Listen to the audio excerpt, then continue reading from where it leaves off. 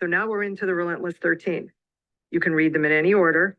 We're going to stay with the order that's in the book, but if you decide to read them in another order, you can, because they're all labeled number 1, and 1 is not important than 8. And if you save something for number 13, what happens? Listen, they're all equally as important.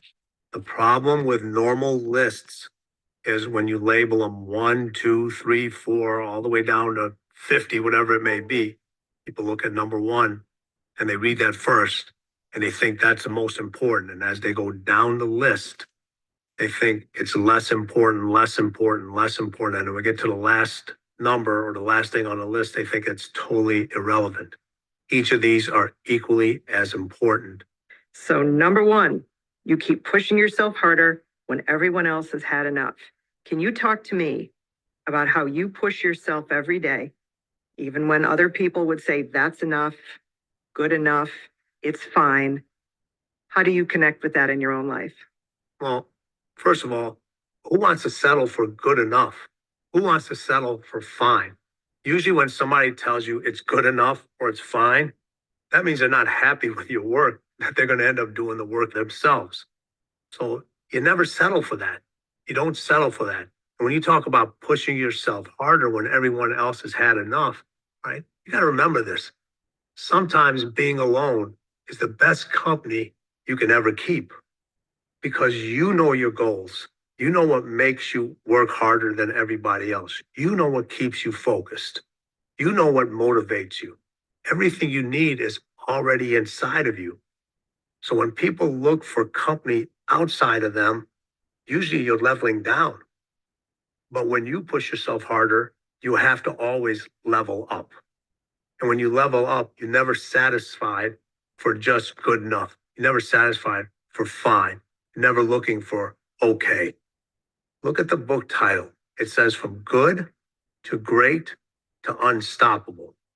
Most people stop at either good or great because somebody else tells them they're good or they're great. When you're unstoppable, you don't hear the noise from the others, only from yourself. Let's get to the chapter. Number 1, when you're a cleaner, you keep pushing yourself harder when everyone else has had enough. When you work with highly successful, high-profile people, there's a saying you live by, or you won't be in that world for long. Those who talk don't know, and those who know don't talk. I don't talk. My clients have enough exposure in their lives. They have to know that what we do in their private training belongs to them. If I don't have their complete trust, nothing gets done. For that reason, little has ever been revealed about how I train my players, what goes on in the gym and everywhere else we work, and how we get the results that make the best even better. But if you're willing to take this journey into the world of intense competition and achievement, I'm willing to talk about what I've learned from working with the greats for more than 2 decades, how I work with my athletes, and how I've come to know what I know, what they've taught me, and what I teach them. I want you to be able to take all of this and use it as a framework for yourself to achieve whatever you desire. You don't have to worry about training like a professional athlete. That's a full-time job, and anyone who says you can train like a pro by reading a book is just trying to sell you a book. The book might be a good start, but let's be honest. You train like a pro by committing to work at the highest level of intensity, every moment, in everything you do, constantly working on your body, your skills, your preparation, leaving no detail to chance. It's not something you can do for 30 minutes in the morning, then head to work or school or wherever your other obligations take you.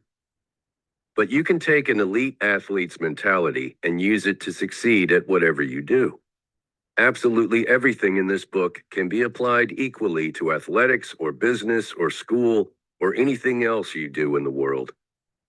Because no matter what you want for yourself, whether your ambitions take you to the gym or the office or anywhere else you want to be, your ultimate power source will come from the neck up, not the neck down. In sports, we spend so much time on the physical component, training, working, pushing the human body to be faster and stronger and more resilient than most people ever thought possible. And then eventually, we get around to paying some peripheral attention to mental conditioning. That's completely backward. Excellence isn't only about hitting the gym and working up a sweat. That's the smallest part of what you have to do. Physical ability can only take you so far. The fact is, you can't train your body or excel at anything before you train your mind. You can't commit to excellence until your mind is ready to take you there. Teach the mind to train the body. Physical dominance can make you great. Mental dominance is what ultimately makes you unstoppable. You will never have a more powerful training tool than this. Get your mind strong so your body can follow. The true measure of an individual is determined by what you can't measure, the intangibles. Anyone can measure weight, height, physical strength, speed, but you can't measure commitment, persistence, or the instinctive power of the muscle in your chest, your heart. That's where your true work begins. Understanding what you want to achieve and knowing what you're willing to endure to get it. I want guys who want to work as hard as I do. I'm going to be relentless in my own pursuit of excellence, and I expect you to do the same. It's my name on the work we do together, and it's your name on the jersey. That better mean as much to you as it does to me. And if you have to ask whether you can handle it, you can't. When I train my athletes, it's a dictatorship with 3 rules. Show up, work hard, and listen. If you can do those 3 things, I can help you. If you can't, we have no use for each other. I will bust my ass for you every way possible, but I expect you to do the same for yourself. I'm not going to work harder than you do for your benefit. Show me you want it, and I'll give it to you. But we have to do this my way. No disrespect to your team trainer or dad or massage therapist, but if they knew how to handle the details of your situation, or if you knew how to do it yourself, you wouldn't be here. What we're going to do together is maybe 20% physical, and the rest is mental. You already have the talent. My job is to show you what you can do with all that talent, so you can bust out of that cage holding you back. You may not like what I tell you, but if you stay with it, you'll see the rewards. Without a doubt, I've had plenty of players who aren't worth $2 million getting paid 10 times that because they're in my program. They stick with it, and that means something to the teams. If you're working with me, they know you're serious. If you're a professional, that means you're managing your career, and we're going to approach it that way. Your body is a business you have to take care of, or the business goes away. And if you forget that, believe me, I will remind you. I'm not here to draft on your fame or your success. I expect us both to commit to hard work and dedication, and hopefully the result will be a professional relationship we can both be proud of. I see so many trainers who want to be friends with the players, trying to keep them happy for fear they'll lose a big-name client, going easy when the players say enough. Believe me when I say this, I don't need to be your friend. You already have plenty of friends to tell you how great you are. What you and I do together is professional, not personal. If we end up being friends, that's great, but it's more important to me that we take care of your career and your future. Some players like to be involved in planning what our work will entail. Others are content to let me handle the details. Kobe wants to be part of figuring out what we have to do together. Michael was the same. Kobe will come to me and say something like, "Listen, when I jump off with my left leg, I'm getting a pain in my knee." So I'll go back and retrace his steps. When did you start feeling it? What part of the game? Then I'll go to the video and replay everything he did, looking for something that might have affected that knee. Or was it something we did together working out? And I'll go through all the exercises to see if we might have aggravated something. I can say to him, "Remember in the Utah game during this play when this and that happened?" And he'll know what I'm talking about. We'll review the situation until I can eventually say to him with some certainty, "I think your knee problem might have started there, and now we need to do this and that to fix it." Total collaboration. So I'm happy to listen to your input and ideas, but once you're working with me, you agree to let me do what I do. No options. Most people have too many options, and they rarely choose the tougher one. Do you want to work out for 90 minutes or 30 minutes? Most people take the 30 minutes. Here, try this, but if it's too hard, we can make it easier, and they automatically make it easier. So I'm not giving you options. Nothing for you to think about. Let me do all the thinking for both of us. I'm making your life easy by doing all the homework and giving you the answers to the test. Just show up, work hard, and listen. That's your part of the deal. Do the work. Do the work. Every day you have to do something you don't want to do. Every day. Challenge yourself to be uncomfortable. Push past the apathy and laziness and fear. Otherwise, the next day you're going to have 2 things you don't want to do, then 3 and 4 and 5, and pretty soon you can't even get back to the first thing. And then all you can do is beat yourself up for the mess you've created, and now you've got a mental barrier to go along with the physical barriers. For my guys, I'm the thing they don't want to do. For you, maybe it's something at the office or at home or at the gym. Either way, you have to do those things or you can't improve. You can't be the best, and you sure as hell can't call yourself relentless. Cleaners do the hardest things first, just to show there's no task too big. They might not be happy about it, they don't ever love it, but they're always thinking about the destination, not the bumpy road that takes them there. They do whatever they have to because they know it's necessary, and you usually don't have to tell them twice. More likely, while everyone else is slumped over in complete exhaustion, they'll want to do it all again, and then they'll say the second time was the best. Of course, most highly successful people aren't accustomed to being told what to do. Yes, I know the team staff doesn't make you do this. That's the problem. They can't throw your ass out when you don't show up or you refuse to do the work. I can. The hot tubs, the cold tubs, the therapies, the late nights. Once we're working together, it's not up to you. Cooperation is mandatory. If you big time someone on my staff and refuse to get in that cold tub, he'll tell me so I can tell you, get in the fucking tub. And unless something dramatic has happened to you in the last 24 hours that I don't know about and you can change my mind, you're going to get in the tub. Yes, I know it's uncomfortable. I'm not telling you to love it. I'm telling you to crave the result so intensely that the work is irrelevant. If it makes you feel better, I don't make things comfortable for myself either. I could take these great athletes, maintain their level of fitness, keep them healthy, and everyone would be content. But the challenge for me is taking someone great and making him even better. Michael, Kobe, Dwayne, my Hall of Famers, Hakeem Olajuwon, Charles Barkley, Scottie Pippen, and so many others. They come to me because they're not satisfied staying where they are. They're committed to enduring the pain and discomfort of improving on near perfection, and they know I'll push them until they exceed their goals.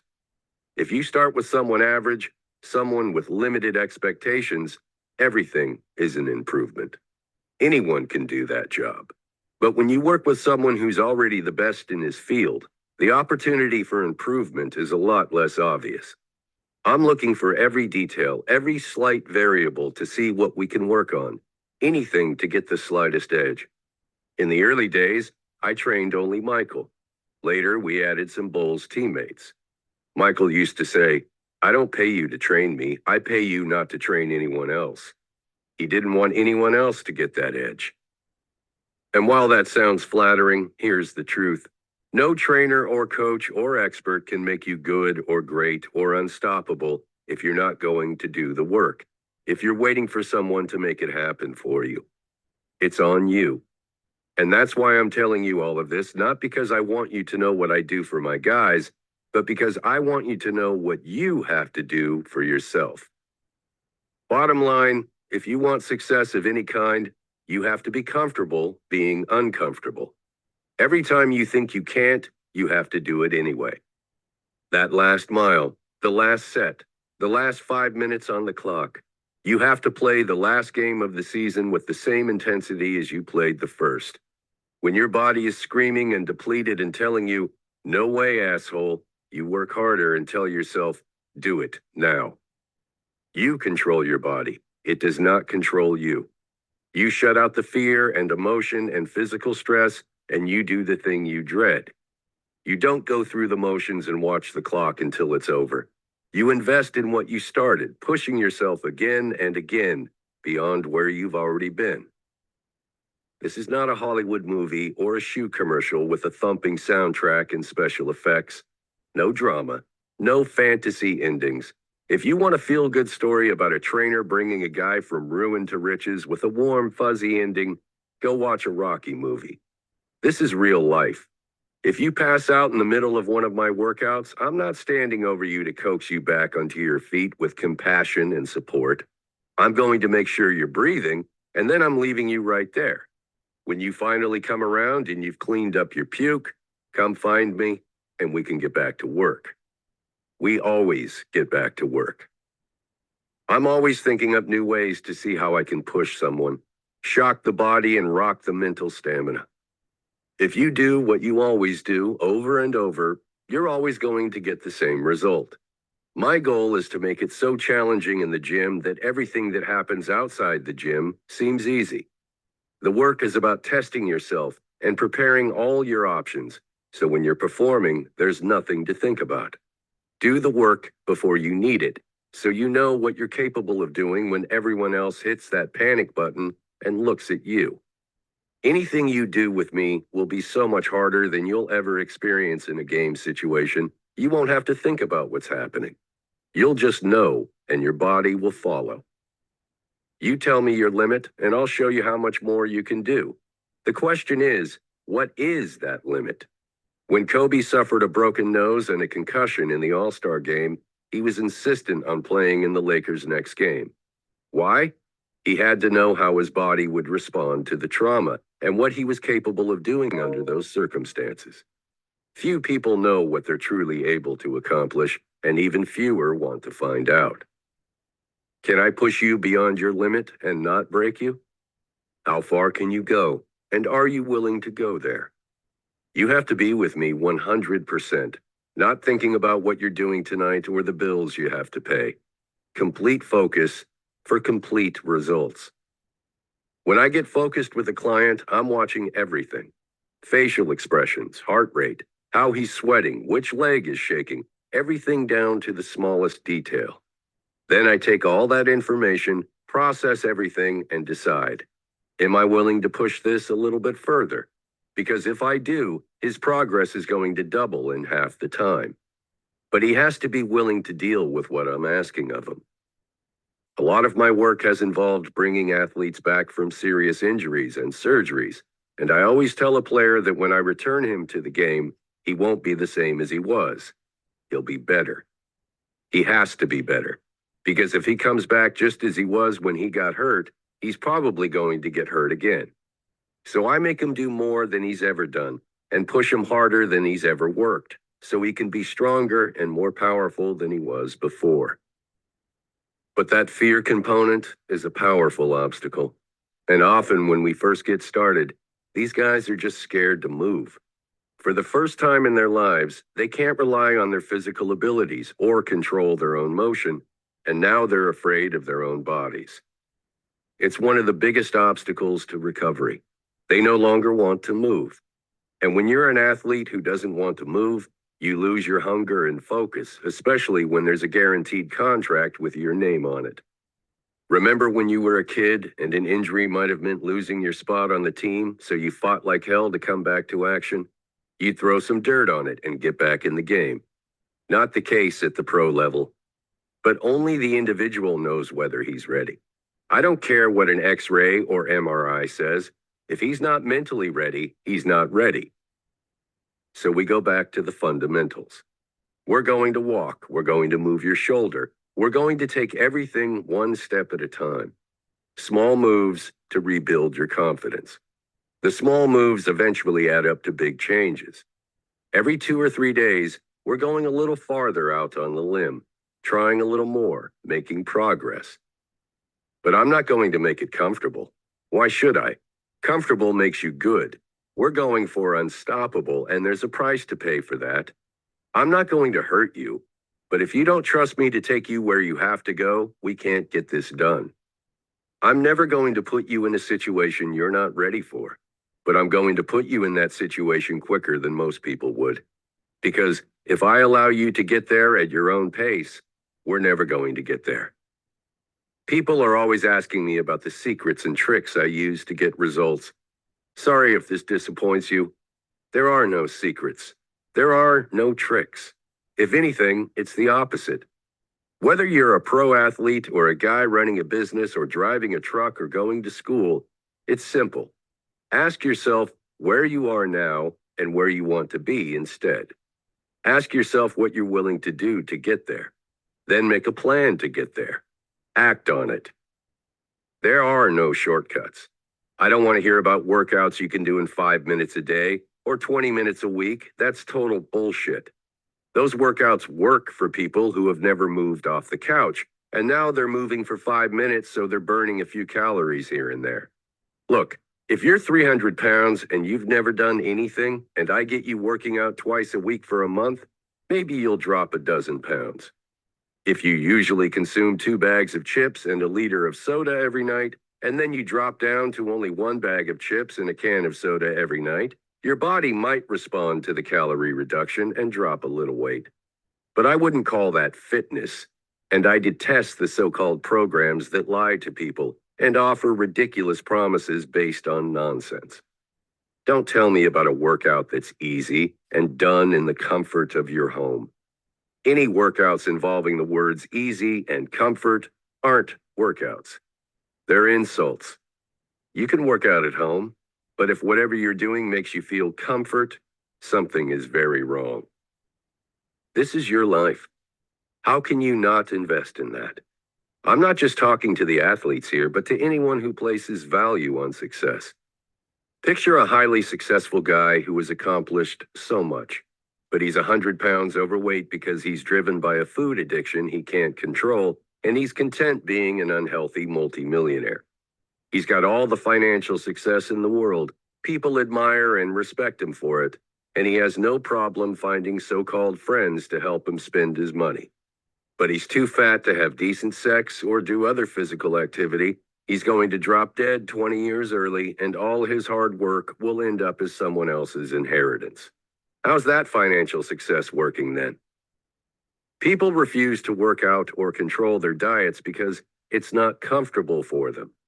But how comfortable can it be to drag around all that extra weight and all the physical problems that go along with it? Back pain, joint issues, shortness of breath, diabetes, heart problems. I'd estimate 85% of all physical discomfort comes from being overweight. Explain to me. If you can choose between being uncomfortable because you're overweight and sick, or uncomfortable because you're sweating at the gym 3 times a week, why do so many people choose the discomfort that leads to complete physical failure? I get a lot of calls from guys who need to manage their weight. They've seen every nutritionist and dietitian on earth, and they're still walking in with bags of fast food. But if you let me do what I have to do, we can get that weight off in a few weeks. We took 100 pounds off Eddie Curry so he could sign with the Miami Heat in 2012, and we can help you with those 30 pounds you need to lose before training camp. But you have to be willing to do the work. Last year, I got a call from a baseball agent whose client was a pitcher needing to drop 40 pounds before spring training. One day before he was supposed to start the program I set up for him, he decided he'd rather take the weight off on his own. I asked him, "Are you sure?" It's not that easy to drop 40 pounds, especially when you put the weight on over a lot of years due to bad eating and poor workout habits. No, he was sure. That was his decision. Good luck, I told the agent. He'll be out of the game in 8 months. I was wrong on that one. He was gone in 4. If you come to me to drop weight, you better have your last meal before we get started. I've got 5 weeks to get you in shape. We're starting the minute you walk in the door, and if you don't cheat, if you don't swipe a few fries off your buddy's plate or sneak a few beers at your cousin's wedding, You'll drop 20 pounds in the first 3 weeks. I'll give you the meals. I'll give you a list of everything you can eat and everything you can't. I'll send someone to cook for you. I'll sit down with your wife or mom and explain how much sugar is in the 2 gallons of orange juice you're putting down every day. But you have to follow the rules. Believe me, if you really want to know what someone is made of, watch them go through sugar detox. This isn't a low-carb diet or Atkins knockoff. We're talking 0 sugars. And since most people have no idea how much sugar is hiding in most foods, I give them a written guideline of what they can and can't eat with a warning that says, you'll know the program is working when you get a headache right behind one eye and you want to throw up. Within the first 2 days, they twitch, get hot and cold sweats, terrible gas, crazy thirst, and then they get shakes that only heroin and cocaine addicts can understand. I'm taking every ounce of sugar out of your body for 10 days. After 2 horrible days, it starts getting better. And if you cheat, I'll know. I make all my trainers go through it so they know what it feels like. A guy will come into the gym during his detox, and I'll ask how he feels. Fine, he says, just fine. Next day, I ask him again, how you feeling? Feeling great, no problem, he says. I give it 1 more day. Feeling okay? Following the diet? Yep, all good. Okay, you're a fucking liar. You want to screw this up? Do it somewhere else. I know it's not easy, but you can't stay in your comfort zone and expect results. Challenge yourself. Don't be afraid to be uncomfortable. We can't help people committed to failure. I love the guys who want results so much they'll fight me to do more than they're supposed to. I'll tell them if they're not ready, but I'd rather see a guy trying to sneak in some extra work than blow off a workout because he has to go shoot a magazine cover or promote a shoe. The work they do with me makes all the other stuff possible, not the other way around. After Dwayne's knee injury in 2007, he was in the weight room working on a drill that I make every player do after rehabbing from ankle, knee, or hip surgery before he gets the green light to play. Stand on a 48-inch padded cylinder, then jump down to the floor and up onto another 48-inch cylinder. Not easy, physically or mentally. It shows me whether his body can withstand the stress. But equally important, whether his head is ready to trust his body, or if he's fearful about his ability to perform. Because the key isn't the physical challenge of jumping up, it's overcoming the fear of jumping down. So Dwayne was going through this drill with numerous other players working out nearby. A few days later, my trainers started telling me all the other guys were secretly trying it too, sneaking into the weight room when no one was in there, bounding up and down these cylinders just to see if they could do what Dwayne did. And most of these guys hated jumping drills, but they had to know how they measured up. With cleaners, there's no off switch. They're always on. One of my biggest challenges is keeping the ball away from a guy who isn't supposed to be playing yet. When I get these great players recovering from injuries or surgeries, I set up a detailed plan for their rehab and return, and the last thing they're going to be allowed to do is walk onto the court. But try telling that to a guy who has never spent 5 minutes without a ball in his hand. Perfect example. The great Charles Barkley, probably the most athletically gifted individual I've ever seen, and a cleaner in every way. Charles was working with me after knee surgery, and he was not happy when I said he and his post-surgical torn patella had to stay off the court as long as he was in an immobilizer. He looked at me with that death stare and demanded a ball. Then he stood under the basket and dunked 10 times off the healthy foot. Dunked 10 times, 1 foot. The boot never touched the ground.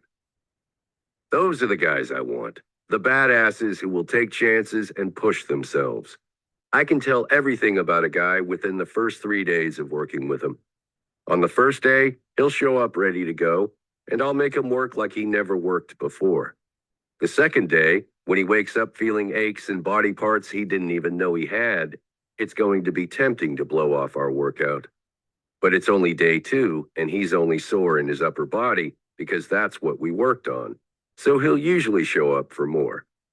But by day 3, after we've worked both the upper and the lower body, and his muscles are screaming from the lactic acid, I'll know everything I need to know, because he's going to be completely miserable from the first 2 days.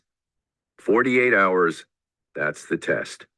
If he keeps showing up despite the pain and exhaustion, we're good to go. If he tells me he can't make it, he's in the wrong place. There are plenty of trainers out there who will work that way. Not me. Get comfortable being uncomfortable, or find another place to fail.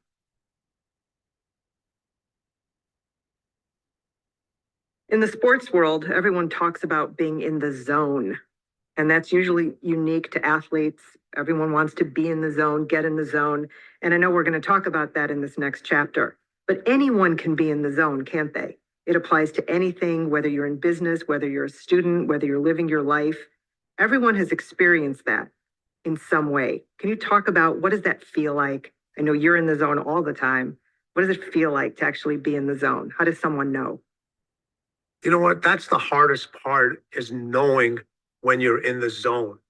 Because when you're in the zone, it's like everything's about clarity. Things are moving at the pace you want them to move. But the key of staying in the zone is you have to learn how to control your emotions, and you have to learn to let go. And it's funny. People think by letting their emotions go, that's how they're letting go. And that's not how it works. You have to control your emotions and let go of the things that don't let you control your emotions, whether it's internal or whether it's external. So the zone is about clarity. It's about you. It's about that ultimate focus where you control time, space. You don't hear the noise. You don't hear the fans.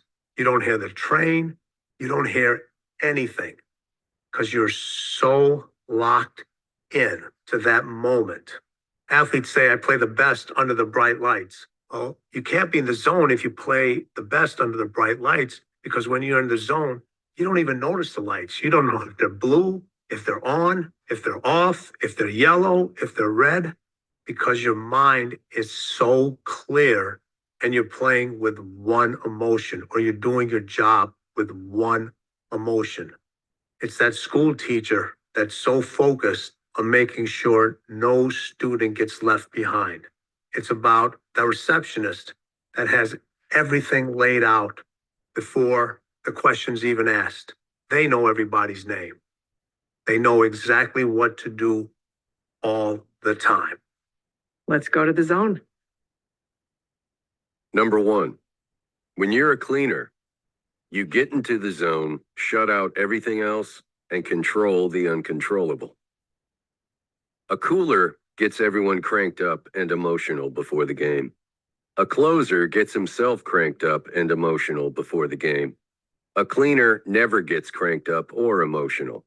He stays cool and calm and saves it all for game time. Quiet, dark, alone. Always alone, even in a crowd, even when you're surrounded by an entire arena of fans screaming your name. Alone in your head, alone with that buzz no one but you can feel. No outside static, no distraction. Right now, all about you. That dark side pushing you, burning in you, driving you. Do it. Do it. You can hear your heart. You control every beat. You control everything. Somebody is talking at you, but you don't hear and don't want to. Later tonight, someone, media, colleague, family, will say you're a jerk, rude, and uncommunicative. They don't get it, and you don't care. In your own little world, they say. Yes, exactly. Get out. Leave me alone. Leave me alone. You're in the zone. You know others around you are emotional. They feel scared or jealous or excited, or they're too clueless to understand what's happening, but you feel only readiness. No emotion, because in the zone, the only sensation is anger, a quiet, icy anger simmering under your skin. Never rage, never out of control. Silent, like a storm that moves in slow and dark, its violence unseen until it hits, and can't be measured until it moves on. That's the impact of a cleaner in the zone. Everything you feel, all your energy, it's right under the surface. No ripples, no waves. No one can see what's coming. Leave the drama and chaos to others. That's not you. You're saving it all for what's ahead. Because once you step into the zone, that's it. You own time. For all the time we spend working on our careers and talents, going to school, building a business, making money, training the body, it's ultimately your mental focus and concentration, your ability to control your environment and the heartbeats of others that determines whether you succeed or fail. Think about this. In your 2 feet, you have 52 bones, 38 muscles and tendons, 66 joints, and 214 ligaments. And at the other end of your body, one lightweight brain floating around in your head. You can find out almost everything about the intricate function of your bones, joints, ligaments, muscles, and tendons, and how they allow you to do what you do. But you can find out almost nothing about the intricate function of your brain and why it allows you to do what you do. Anyone who has experienced the awesome power of the zone will tell you it's deeply calm. It's not relaxing or peaceful, this isn't yoga, but intensely focused. And once you're there, you have no fear, no worry, no emotion. You do what you came to do, and nothing can touch you.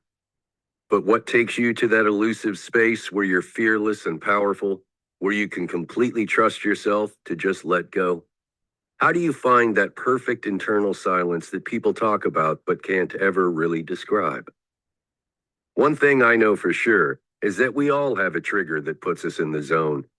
Something that ignites our competitive intensity, laser focus, and a relentless craving to attack and conquer. It's different in every individual, and no one can tell you how to get there. But I can tell you this much. It comes straight from the part of you I call your dark side, which we're going to discuss in the pages ahead. Truth. When you're finally able to let go and be who you really are, that's what puts you in the zone. And only then can you control your fear and inhibition. Without that deep instinctive component, it's like trying to light a lighter that has no fuel inside. You get a lot of sputtering little sparks, but no fire. Part of what I do is to help find the fuel to light that fire. I know it's there, and I know which buttons will set off the explosion. But I don't want to be the one who pushes those buttons. I want you to push those buttons for yourself, so you know how to set off the explosion on your own. So I'll go the other way. I pull those buttons way out and show you where they are so you can push them yourself when you're ready. I don't want you giving me or anyone else that kind of control. As soon as you allow others to push your buttons, they've won. The zone belongs to you alone, and only you can decide how and when that fire gets lit. But one way or another, we're going to get it lit. Maybe I'll mention what another player did and pull out that button for you. I'll repeat something I heard from the coach, another button ready to go. After an unbelievable performance, I'll ask what you did last night because you need to do that again before the next game. Or I'll tell you I'm going back to the hotel to pack your bags because you're playing as if you've already left town. More buttons. Then I'll have someone get aggressive with you during a workout. And boom, that was the button you hit. And for the next hour, you can't be stopped. Now you're in the zone, and you may never recall how you got there and what happened once you arrived.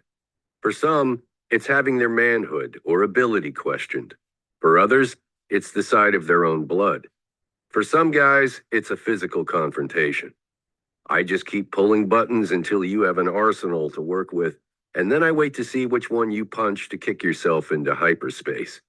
And once you show me what lights you up, I'm going to make sure you stay lit. It's rare to actually see someone shift into the zone. It usually happens privately and silently. But on rare occasions, that moment is suddenly on display as the world watches. During the 2012 Olympics, as Team USA played Australia, Kobe was having a surprisingly weak first half. It happens.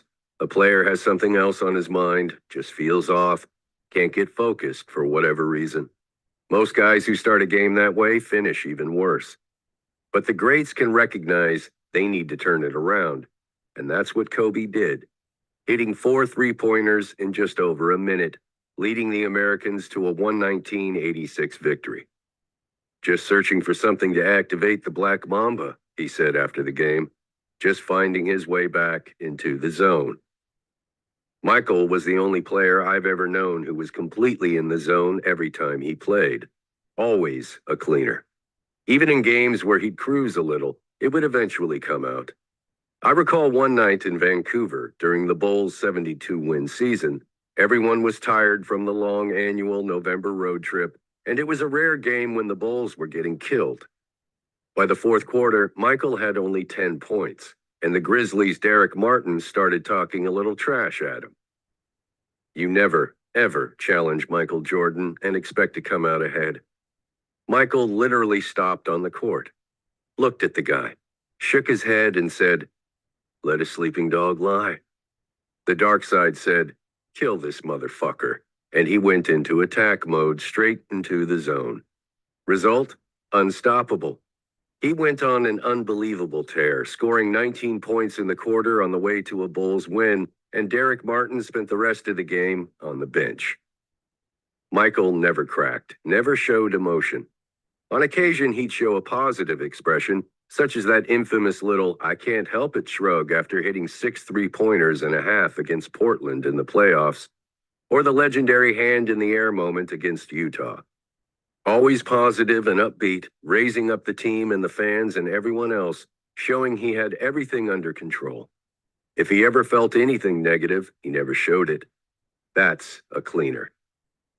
If you're in the military and you see your commander backing up, or if you're in an office and you see the boss becoming unhinged, what does that say to everyone else? Cleaners show emotion if it's the only way to get everyone else where they need to be, but never because the cleaner has lost control of his feelings. Before a game, I don't want to see guys dancing and shaking and screaming each other into a frenzy. It looks good for the fans and the cameras, but all that emotion pulls your focus toward manufactured pregame hype and away from your mission. And what happens right after that moment of insanity? It's over. Back to the sideline. Commercial break, total letdown. Out of zone. Watch the true leaders. At game time, Kobe comes onto the court the way a CEO walks into a shareholders meeting, shakes a few hands, says hello to the players and the refs, and gets down to business. Michael wanted no physical contact before a game, no hugs or handshakes.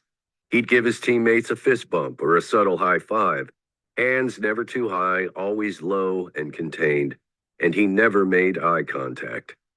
At the end of the player introductions, he'd go around to his teammates and settle everyone down, like a father covering the kids, a quick moment to remind them, "Don't worry, I got you."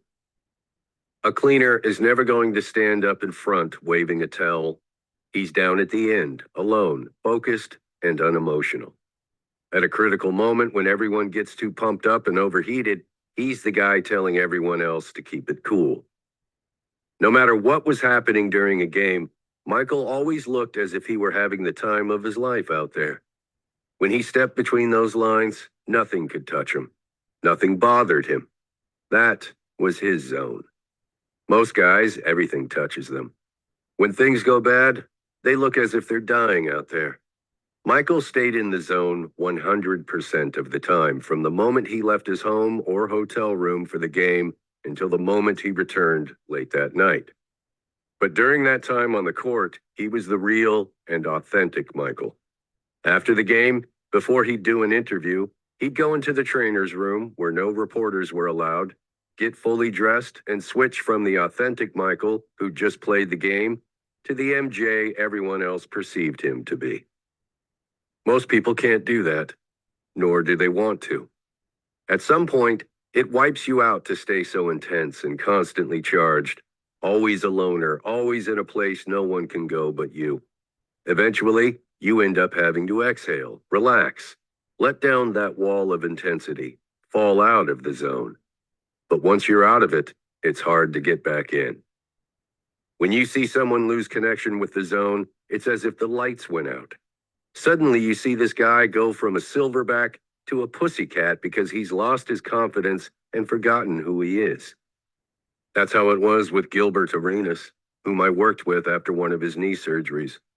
Just a great guy. When he was on top of his game, he was a total killer. You could tell him to go get you 25 points, turn him loose, let him do his thing, and he'd deliver. Not complicated, just let him go on instinct. He'd taunt you, step on you, completely destroy you. Almost like the old MJ days, where he'd just torture you into submission. But eventually, I could see Gilbert slipping away. His personality on the court changed, as if he'd forgotten how to step on someone's throat. The people around him didn't know how to manage that, and he just declined. It happens more than you think. A great player losing that ability to turn the key and tap those killer instincts.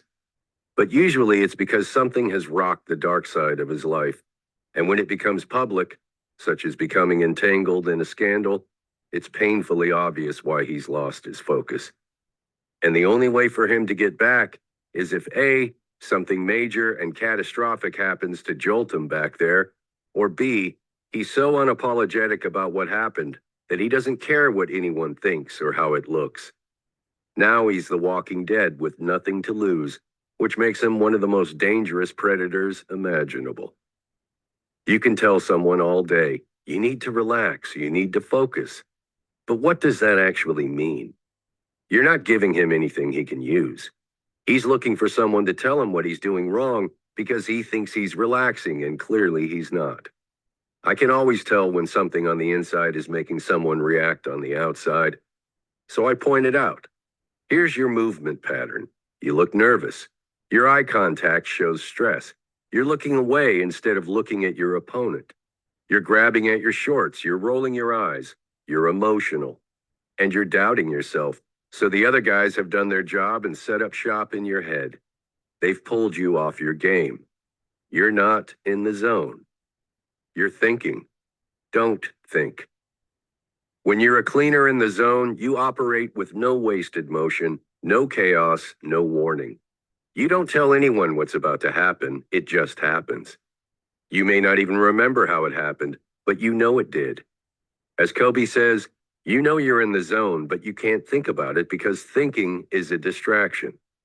Every movement has a purpose, and you know exactly what that purpose is. You're never killing time or going through the motions.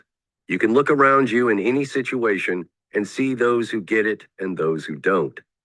On a team, in business, in any group, you'll have those who are there for the paycheck and those who understand the mission. As in an intricate military operation, everything has a reason and a result. A cleaner operates out of pure desire for that result because he knows he must execute or fail. There is no other way. Players always ask me what they should think about at the free throw line, something to make them forget the pressure, block out the crowd and the noise and all the distractions. First of all, I can't give you a made-up thought. It has to be something internal that means something to you. But ideally, I want you thinking about nothing. If you're truly in the zone, it's just you and the ball and the hoop, as if you're alone on the playground or the driveway or the practice floor. I'd rather have you tell yourself, it's just a couple of free throws, not the end of the world either way. But if you have to go somewhere in your head, go somewhere positive, to your kids or something that's all about pure relaxation and happiness. You can control your own space, reconnect with your instincts, and refocus your energy in a lot of ways. If I'm trying to get you there, sometimes I'll try old music that brings back childhood memories or feelings, songs you may not have heard for 10 years, but they take you to another place when you felt a certain way that worked for you. I don't use the new stuff that gets you hyped up. I want you cool and relaxed, just being who you are, who you used to be before everyone started pressuring you to be different. There's an incredible physical response that's not about the music. It's just an instinct. There's a calming chill, and the heart rate drops from the resting rate to the rate when you're in the zone, maybe 2 to 3 beats a minute slower, almost immediately. I'll know it's the right song when you smile. When we get it right, there's always a smile. I'll keep at it until I know you're back on track, and then you have to take over from there. I don't want you relying on me or anything else. I just want to point you in the right direction and then get the hell out of the way. Sometimes I'll give a guy a note, maybe while he's stretching or warming up, as I did with Dwayne in Miami, just to quiet his mind. Some guys arrange to see their kids at halftime or at the end of the game, a quick hug and kiss, something to relieve all the pressure, because the kids don't care if you score 2 points or 100 points. They just want the hug and kiss from daddy. And for daddy, it transfers some of the tension and emotion from the game into something calmer. But once a cleaner steps into the zone, he's detached from everything on the outside.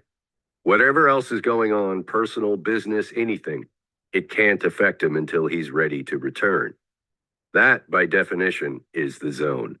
No fear, no intrusion, total concentration. You're not thinking, because thinking turns your thoughts on to everything, and the zone is about the opposite, turning your thoughts off to everything except the task at hand. Thinking takes you away. The zone keeps you where you need to be. That's your safe haven. You go inside that space and nothing can touch you, nothing can hurt you, no one can call you or text you or hassle you or bother you. The headaches will still be there when you're done, but you have to get to that place where you control time and space, and nothing controls you. If one thing separated Michael from every other player, it was his stunning ability to block out everything and everyone else. Nothing got to him. He was ice. No matter what else was going on, the crowds, the media, the death of his father, when he stepped onto that basketball court, he was able to shut out everything except his mission to attack and conquer. I've never seen another player form such a perfect boundary around himself, where nothing goes in except what he brings with him. Dwayne is probably the closest, when he's healthy.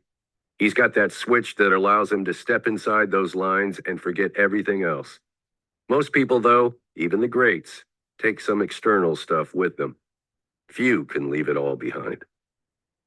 When you consider that Michael's career shooting percentage was 50%, meaning the ball found its mark 1 out of every 2 times, with 3 guys hanging on him and 20,000 cameras flashing every time he took a shot, you can begin to appreciate how deep in the zone he was for every single game, every quarter, every play. There was no difference between what he did in practice and what he did in the game. His mechanics were consistent in any environment. I can't stand hearing athletes say, "When I'm under the lights, that's where I turn it on." No, when you're in the zone, you shouldn't even notice the lights or need them. But few people can duplicate that extreme level of focus and concentration in different settings. They become comfortable in one place, and that's where they perform the best. Why do teams play better at home than on the road? Why do some athletes perform better in certain stadiums than others? They can't reproduce that environment that puts them in the zone. They're thinking about being in a different atmosphere instead of instinctively knowing how to adapt to their surroundings. Instead of dictating the outcome of the event, they're letting the event dictate the outcome to them. Instead of feeling steady and steely, they start feeling unsure and worried. They lose their cool confidence. They start feeling emotional. And make no mistake about this, emotions make you weak. Again, emotions make you weak. The fastest way to tumble out of the zone is to allow emotions to drive your actions. When you feel fear, you recoil and put up a wall to protect yourself. Is there really a wall there? No, but you act as if there were. Now you can't go forward because of the wall. Put your hand through it. There's nothing there. You can walk straight through it. But if you stay behind that imaginary wall, you fail. When you feel rage, you lash out. When you lash out, you're usually irrational because you're acting out of impulse, not reason. Now you're out of control and you've lost all sense of what you're supposed to be doing. Instead of feeling cool and prepared, you've lost all sense of focus. And without focus, you fail. When you feel jealousy, you shift all your attention and energy to whoever is making you jealous. Doesn't matter if it's a colleague's success or your girlfriend's new man. Either way, you're thinking about something other than what you're supposed to be doing, and you fail. The only exception to the emotions rule is anger. Controlled anger is a deadly weapon in the right hands. I'm not talking about a raging volcano that can't be managed from inside or outside, but anger you can restrain and turn into energy. All cleaners have that slow-burning, blue-hot internal anger, and it works if they can control and maintain it. But it never becomes blind rage, and it's never allowed to become destructive. When you channel anger the right way, you get Michael shaking his head in Vancouver and annihilating the game. He didn't slug anyone. He stayed steady and unemotional and turned his quiet anger into results. But it's a fine line. If you don't control your anger, you get violent, throw a punch, argue with the refs, glare at the other players, get completely emotional, and stumble permanently out of the zone. Emotions pull your focus and reveal that you've lost control, and ultimately they destroy your performance. They make you think about how you feel, and you're not supposed to think. You're supposed to be so well prepared that you slide into the zone and perform with grace and purpose. Not possible if your mind is on other things. Of course, cleaners are still human. And like everyone else, they feel the same excitement and anxiety and nerves before a big event. But the difference between cleaners and everyone else is their ability to control those feelings instead of allowing those feelings to control them. Even Michael used to say he had butterflies before a big game. Get them all going in the same direction, I'd tell him.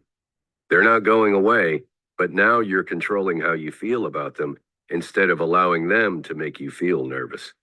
Energy instead of emotion. Big difference. A cleaner thinks, if I'm feeling nervous, how the fuck are they feeling? They have to deal with me. I want you in a routine, and I don't want that routine to vary, whether it's a meaningless preseason exhibition or the championship game of the finals. Do what you do every day so you never have to account for your environment or the situation. Everything stays the same.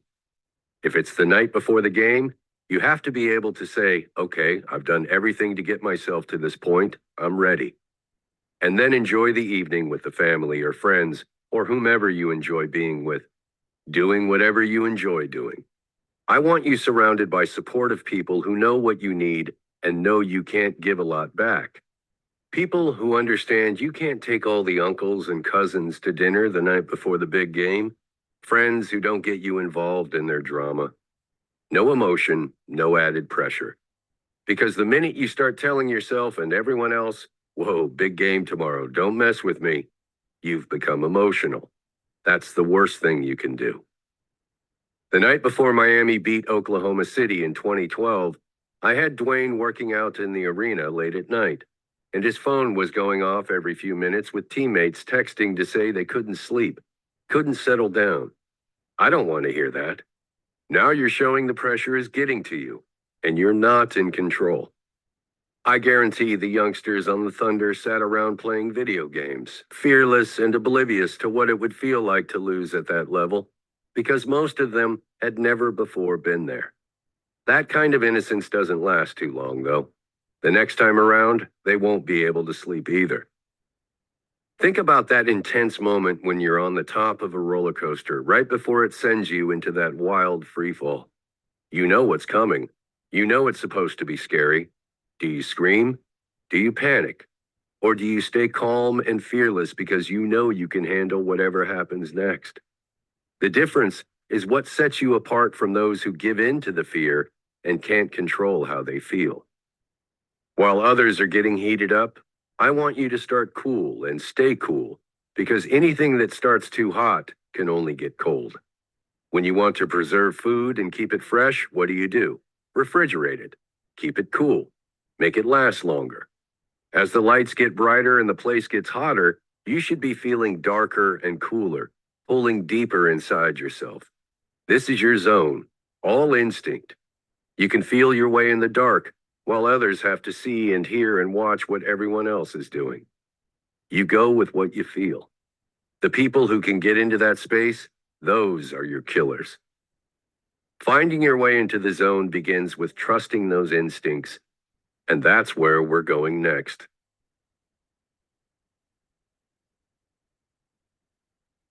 You say